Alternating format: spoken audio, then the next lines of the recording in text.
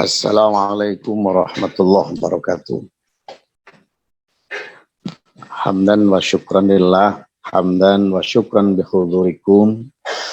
Alhamdulillahilladzi arsalahu bil huda wa dinil haq.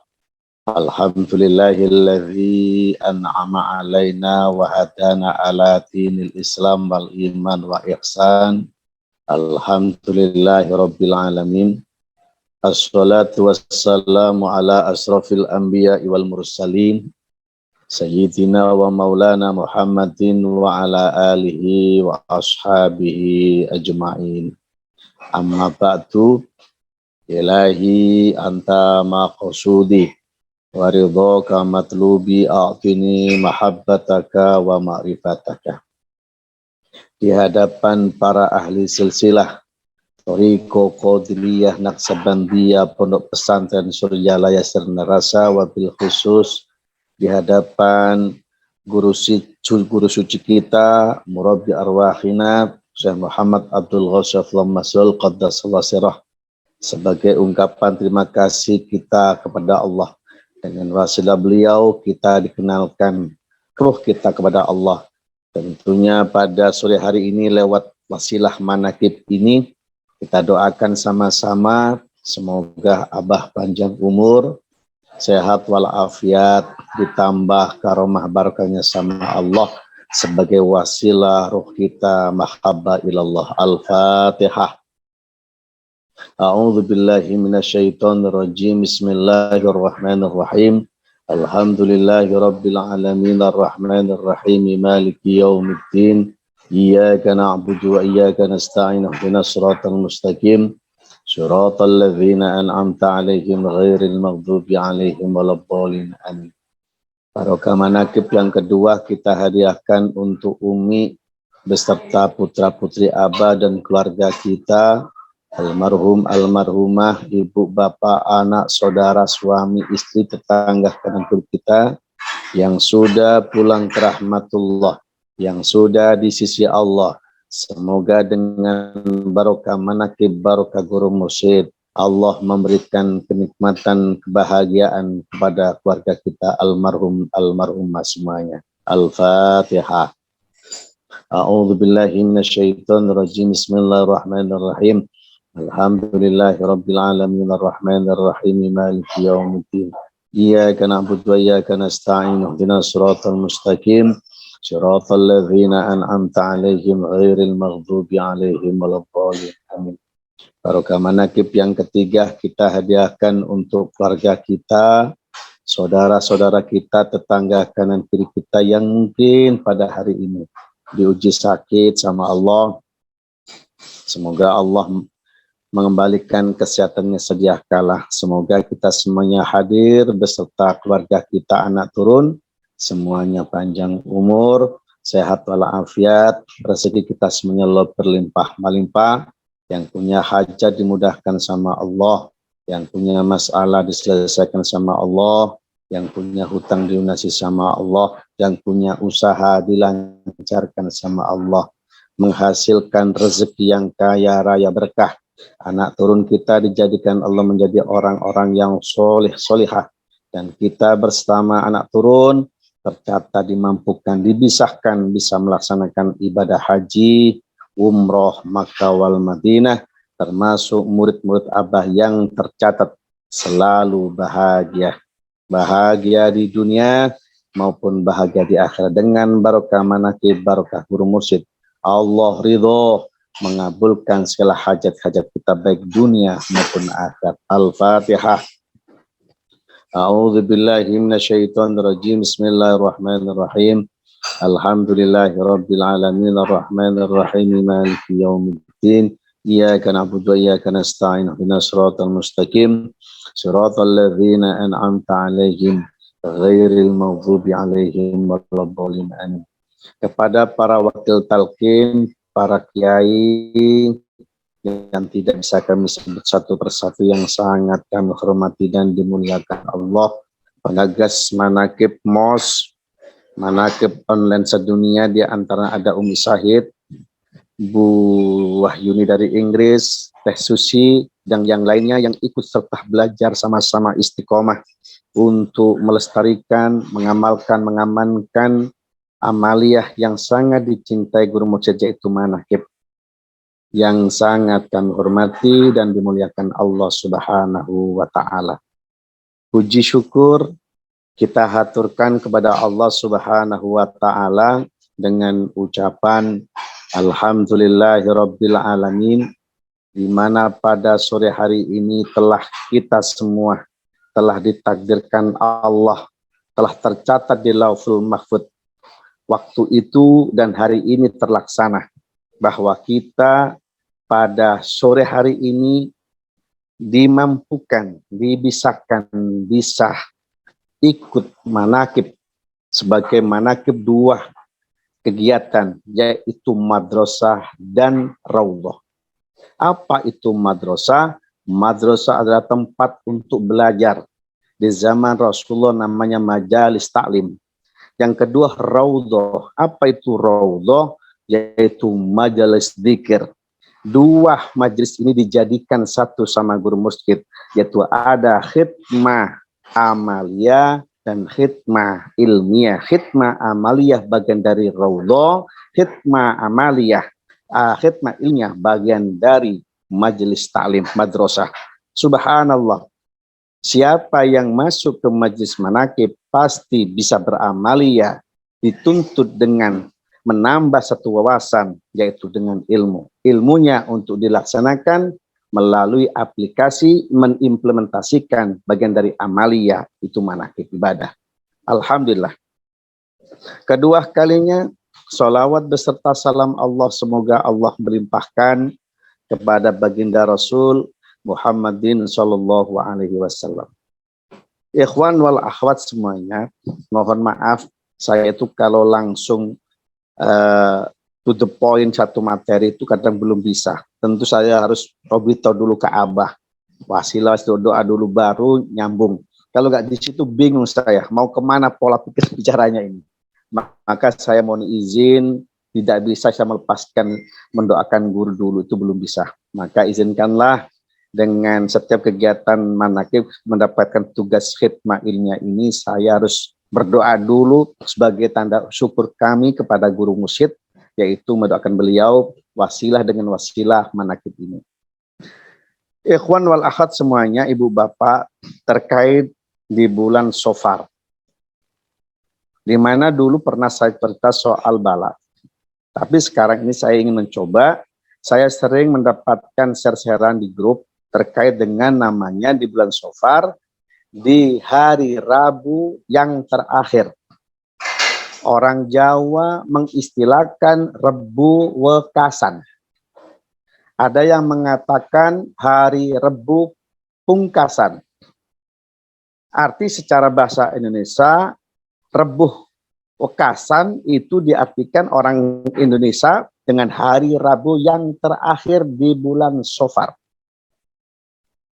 Sebagian banyak kitab menjelaskan, menerangkan soal di bulan Safar, di hari Rabu yang terakhir, itu Allah menurunkan ribuan bala. Bahkan ada keterangan balanya itu totalnya 360.000 bala. Baik bala kecil maupun bala besar. Itu dari pandangan sudut pandang secara umum. Dari konteks hari Rabu yang terakhir, menurut orang Jawa Rebu Wekasan, itu ulama pun cara memberikan satu pandang berbeda-beda. Ulama yang sepuh dengan kitab yang klasik, di situ ada keterangan ada bala-bala di hari Rabu yang terakhir itu di bulan Safar, sampai totalnya 360.000 bala. Tapi ulama yang kontemporer, yang sekarang, yang kholaf, yang moderat, itu hampir tidak percaya, bahkan mengatakan mengada-ada, bahkan bid'ah. Sesuatu yang tidak ada diada-adakan. Itu banyak. Ulama satu sama lain itu ada pro kontra. Ada satu khilafiyah, perbedaan pendapat. Apakah itu perlu disalahkan? Tidak. ulama memberikan satu kalimat itu bagi yang meyakini Allah menurunkan bala 360.000 bala itu pun tidak salah. Bagi ulama yang mengatakan di bulan Safar di hari Rabu yang terakhir tidak ada bala pun tidak salah. Kenapa tidak salah? Sudut pandangnya berbeda. Ibaratnya gini, ulama yang sepuh dulu, ulama-ulama dulu yang salafiyah, yang salafi, yang sepuh-sepuh itu beliau itu melihat mobil, itu lihat mobilnya dari ban dalam dulu, baru melihat ban luar. Artinya banyak mujahadanya, banyak riadonya, banyak tirakatnya, banyak betah meleknya. Melek apanya? Batinianya, basyironya, pandangan batinnya bisa melihat. Bisa menakwilkan keadaan. Sedangkan ulama yang sekarang itu melihatnya, karena sekarang umumnya ban cubles, dia tidak tahu kalau ada ban dalam, tumannya ban cubles. Yang ada cuma ban luar, artinya lihatnya konteksnya kitab. Kalau nggak di kitab nggak ada. Terus dilihat dari realitas kacamata ilmiahnya, pola pikirnya sekarang. Pakai ini masalahnya. Jadi seolah-olah balik itu tidak ada. Ya, pandangan itu boleh-boleh saja. Kita tidak boleh menyalahkan, cuman kita untuk memahamkan ini bagaimana solusinya. Contoh, kita tadi mendengarkan kata bala itu ada dua. Ada bala kecil, ada bala besar. Secara umum ada bala Allah menurunkan di bulan Safar, di hari Rabu yang terakhir, itu Allah menurunkan bala totalnya 360.000 bala. Nah, yang jadi pertanyaannya, ketika contoh kemarin, tahun kemarin kan kita heboh dengan adanya apa istilahnya musibah, corona, COVID-19, banyak orang meninggal dunia, sampai ribuan yang meninggal. Pertanyaannya, apakah itu bala besar?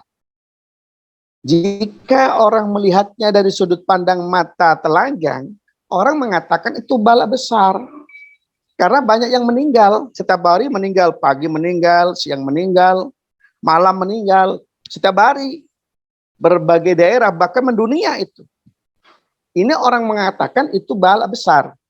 Apa salah? Tidak. Tapi bagi orang yang beriman, yang bertauhid, justru itu bala kecil, bukan besar. Bala yang besar itu bala di mana ketika orang sholat, hatinya tidak berzikir kepada Allah, itu bala besar. Orang puasa hatinya tidak ingat Allah, itu juga bala besar, musibah besar. Orang mengurangi timbangan dalam berjual beli, itu juga bala besar.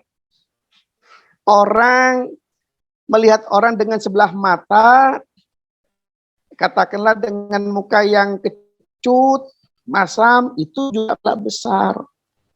Maka dari mana kata-kata 360.000 bala itu? Hitungannya kita diajari sama ulama-ulama sepuh dulu, belajarnya bukan cuma di dunia, belajarnya sampai ke akhirat. Apa? Sehari di dunia sama dengan 1000 hari di akhirat. Setengah hari di dunia sama dengan 500 hari di akhirat. Bayangkan itu. Makanya dalam satu bulan itu totalnya ada 30 hari. Jadi dalam sebulan itu jumlahnya ada 30 hari. Dalam satu tahun ada 12 hari. 12 bulan. Ya. Jadi dalam satu bulan ada jumlah 30 hari. Jadi 30 hari sama dengan satu bulan. Dalam satu tahun ada 12 bulan. Artinya 30 hari kali 12 bulan. Totalnya berapa? 360. Dari mana 360 ribunya? Ya tadi perbandingannya sehari di dunia sama dengan 1000 hari di akhirat. Artinya Balaknya di mana? Balaknya bukan sakit, sakitnya itu batinnya. Orang sholat tapi imannya rapuh itu bala. Makanya Syekh Abdul Qadir dawuh, barang siapa yang memakan rerumputan madrasahku, maka akan disembuhkan Allah. Terus rerumputan itu habis. Syekh Abdul Qadir mengatakan barang siapa yang meminum air madrasahku, maka Allah sembuhkan. Apa artinya? Banyak orang gagah tidak bisa sholat itu bala. Orang punya pangkat jabatan, tapi pangkat jabatannya tidak memberikan kemanfaatan buat orang lain, itu juga bala. Kiai punya ilmu banyak, tapi tidak beramalia, itu juga bala. Jadi balanya, per hari kita tidak ingat Allah, itu jadi bala. Nah, bagaimana solusinya? Maka guru mursyid merujuk ke isyarahnya, mankobanya Syekh Abdul Qadir. Rumputnya apa? Kalimat tauhid, la ilaha illallah. Itu remputannya. Kekuatan iman dengan kalimat la ilaha illallah itu, orang akan sembuh batinnya. Orang yang sembuh batinnya tandanya punya iman kepada Allah. Semakin amaliyah dari kalimat la ilaha ditekankan, diamalkan, maka menghasilkan kesehatan batinnya. Berupa apa? Keimanannya kepada Allah, sehingga punya rasa memiliki Allah. Orang sholat dengan merasakan nikmatnya sholat. Kenapa bisa merasakan nikmatnya sholat? Karena ada air dalam jiwanya. Apa? Zikir khafi. Jalan zikir khafiyah, maka terasa nikmatnya ibadah, berarti orang itu sehat, bukan sakit. Orang sholat berdiri, ruku sujud, tapi hatinya tidak ingat Allah, itu bala.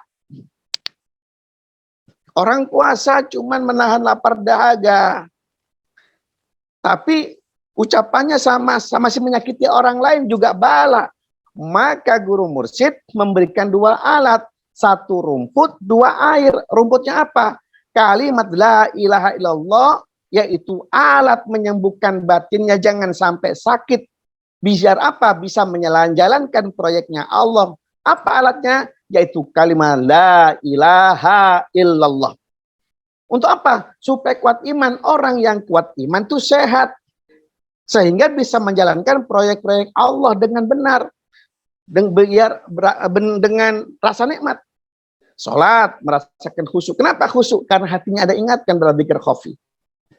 Sedekah. Kenapa dia sedekah? Karena dia mendapatkan karunia sebagian harta dari Allah. Dia kembalikan ke orang lain. Itu bagian orang yang terbebas dari bala.